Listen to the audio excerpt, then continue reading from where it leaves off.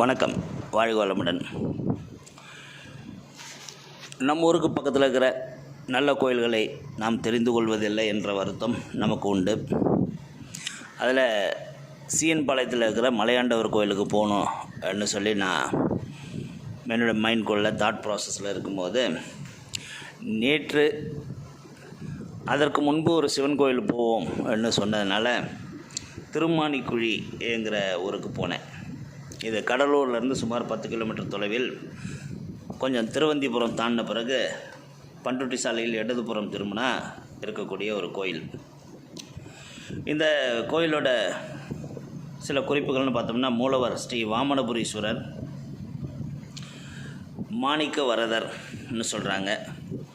அம்பாள் ஸ்ரீ அம்புஜாட்சி, மாணிக்கவல்லி, தீர்த்தம் ஸ்வேத மற்றும் கெடிலம் ஆறு, ஸ்தல விருட்சம் புனித மரம் கொண்டராய் மரம்னு சொல்கிறாங்க.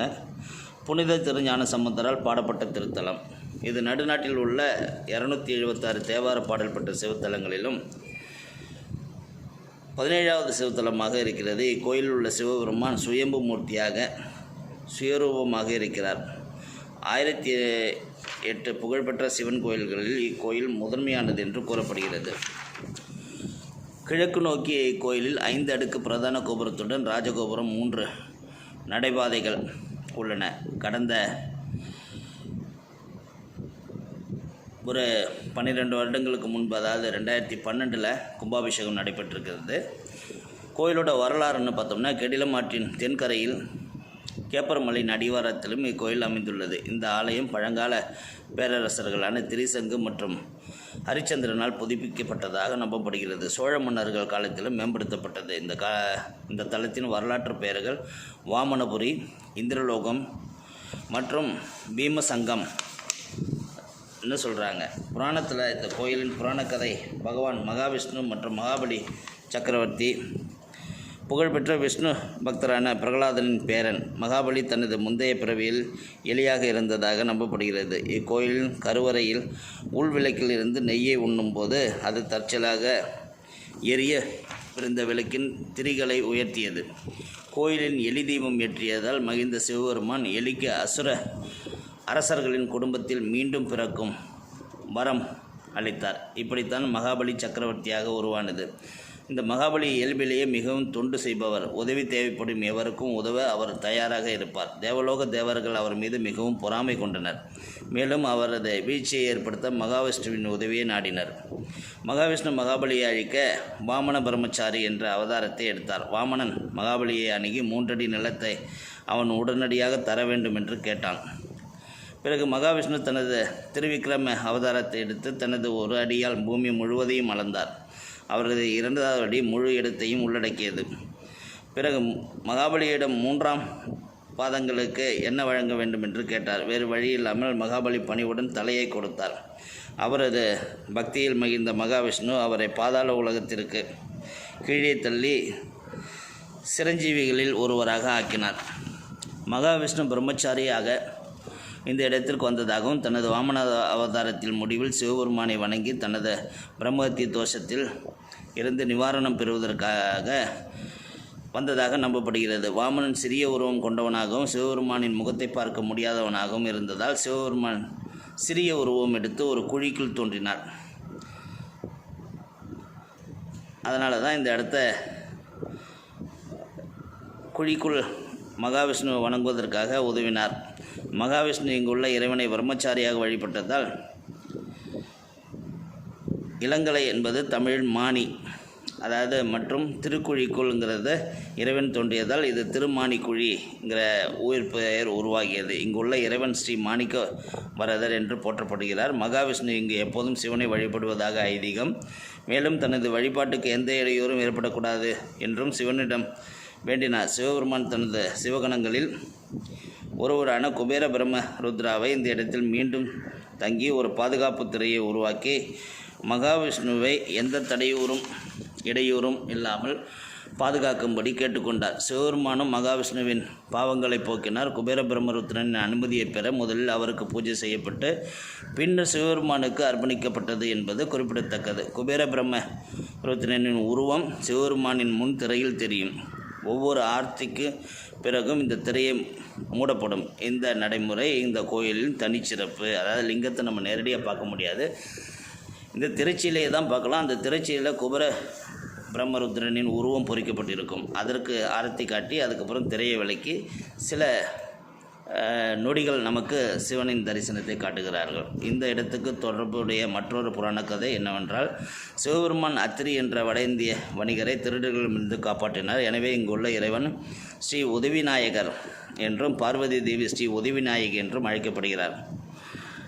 இந்த இடம் முன்பு உதவி என்றும், அதாவது அந்த ஊர் பேரே உதவி என்றும் அழைக்கப்பட்டது. அந்த கோயிலில் உள்ள கல்வெட்டுகளில் இது குறிப்பிடப்பட்டுள்ளது. திருஞான சம்பந்தர் இந்த தலத்தை உதவிமாணிக்குழி என்று இக்கோயிலின் பாசுரத்தில் குறிப்பிட்டுள்ளார். இந்த கோயிலில் சூரியன் சிவபெருமானை தனது பூஜையில் செய்வதற்காக எழுதப்பட்டதாக மற்றொரு புராண கதை உள்ளது. கெடிலம் நதி மகாலட்சுமி தேவியின் அருளை குறிக்கிறது. சரஸ்வதி தேவி ஸ்வேதா நதியின் வடிவில் பாய்கிறது. இவ்விரு ஆறுகளும் சந்திக்கும் இடம் திருமாணிக்குழி என்று நம்பப்படுகிறது.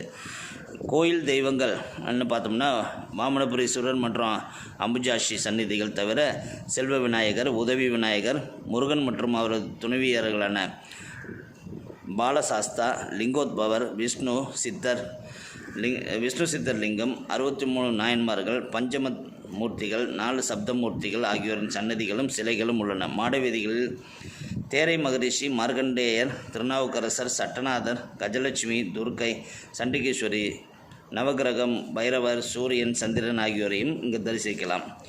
முக்கிய அம்சம்னு பார்த்தோன்னா, இங்கே சிவபெருமான் பார்வதி தேவியுடன் சிவசக்தியாக எப்போதும் இருப்பதாக நம்பப்படுகிறது. கருவறை சிவபெருமானின் படுக்கையறையாக கருதப்படுகிறது. அர்ச்சகர் உதவியின்றி இறைவனை தரிசனம் செய்ய முடியாது. ஒரே சிவன் இந்த கோயிலில் இருப்பது ஒரு சிறப்பு. திரை நீக்கப்பட்டால் பக்தர்கள் 2 நிமிடம் சுவாமியை வழிபடலாம். ஸ்தல புராணத்தின்படி இந்த 2 நிமிட வழிபாடு 12 நாட்கள் சிவபூஜை செய்வதற்கு சமம் என்று நம்பப்படுகிறது. இந்த தரிசனம் ஒரு பிரதோஷ நாளில் நடந்தால் அது சிதம்பரத்தில் 3 முறையும், திருவண்ணாமலையில் 8 முறையும், பனாரஸில் 16 முறையும் வழிபட்டதற்கு சமமாக கருதப்படுகிறது. மூர்த்தி ஸ்தலம் மற்றும் தீர்த்தம், இறைவனின் மகிமை, பூமியின் புனிதம் மற்றும் மங்களகரமான கோயில் தீர்த்தம் ஆகிய 3 முக்கிய பண்புகளுக்காக இந்த கோயில் குறிப்பிடத்தக்கதாக கருதப்படுகிறது. மகாவிஷ்ணுவின் வாமன அவதாரம் மற்றும் மகாபலி சக்கரவர்த்தி தொடர்பான புராண கதை கருவறையின் முன் வாசல் சுவரில் அழகாக செதுக்கப்பட்டுள்ளது. பார்வதி தேவி தன் கையில் தாமரை மற்றும் நிலோத்பலா என்ற 2 மலர்களை ஏந்தி இருக்கிறாள். இங்குள்ள அம்மனை வழிபட்டால் துன்பங்கள் குறையும் என்பது பக்தர்களின் நம்பிக்கை. சிவன் சந்நிதிக்கு முன் உள்ள மண்டபத்தில் உள்ள 4 தூண்களுக்கும் 4 வேதங்களை குறிப்பதாக ஸ்தல புராணம் கூறுகிறது. அடுத்த மண்டபத்தில் 6 தூண்கள் அது சரஸ்வதிகளை குறிக்கின்றன. தாழ்வாரங்களில் உள்ள 28 தூண்கள் 28 ஆகமங்களை குறிக்கின்றன. இங்குள்ள தட்சிணாமூர்த்தி நாகதேவர்களால் வழிபட்டதாகவும் அவர்கள் தனது சொற்பொழிவுகளால் ஆசி பெற்றதாகவும் ஸ்தல புராணம் கூறுகிறது. திருக்கடையூர் செல்வதற்கு முன் மார்க்கண்டேயர் இங்கு வந்து வழிபட்டதாகவும் நம்பப்படுகிறது. அருணகிரிநாதரும் இக்கோயிலில் முருகப்பெருமானை போற்றி பாடல்களை பாடியிருக்கிறார். இந்த கோயிலில் ஸ்தல விருட்சம் கொண்டை மரம் மிகவும் பழமையானது மற்றும் முந்தைய யுகங்களில் இருந்ததாக நம்பப்படுகிறது. இந்த கோயிலோட பெருமைன்னு பார்த்தோம்னா சத்தான பிராப்தி, அதாவது சந்தான பிராப்தி, நல்ல குழந்தை வரம் தேடும் பக்தர்களுக்கு இங்கு வந்து அம்புஜாட்சி தேவியை வழிபடுகின்றனர். இந்த வழிபாட்டில் ஒரு நடைமுறையும் உள்ளது. பக்தர்கள் அமாவாசை நாளில் ஈர ஆடை அணிந்து 11 முறை சன்னதியை வலம் வர அறிவுறுத்தப்படுகிறது. மேலும் வெண்ணெயை நைவேத்தியமாக வழங்கி 45 நாட்கள் சாப்பிடவும் அறிவுறுத்தப்படுகிறார்கள். மறுபடியும் சொல்கிறேன், சந்தான பிராப்தி, அதாவது குழந்தை வரம் வேண்டுபவர்கள் இங்கு வந்து அம்புஜாட்சி தேவியை வழிபடுகின்றனர். இந்த வழிபாட்டில் ஒரு நடைமுறையும் பின்பற்றப்படுகிறது. பக்தர்கள் அமாவாசை நாளில்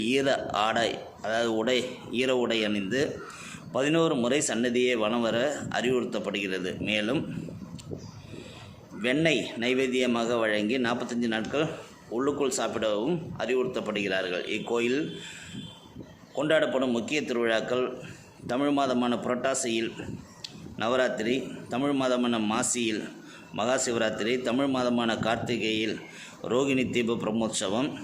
பிரம்மோற்சவத்தின் போது கோயிலுக்கு எதிரே உள்ள மலையில் ஒரு தீபம் மோட்ச தீபம் என்று அழைக்கப்படுகிறது. இந்த மலை ஜோதிகிரி என்றும் ரத்னகிரி என்றும் அழைக்கப்படுகிறது. ரோகிணி நட்சத்திரம் என்ற ஆயிரக்கணக்கான பக்தர்கள் கிரிவலம் வருகிறார்கள்.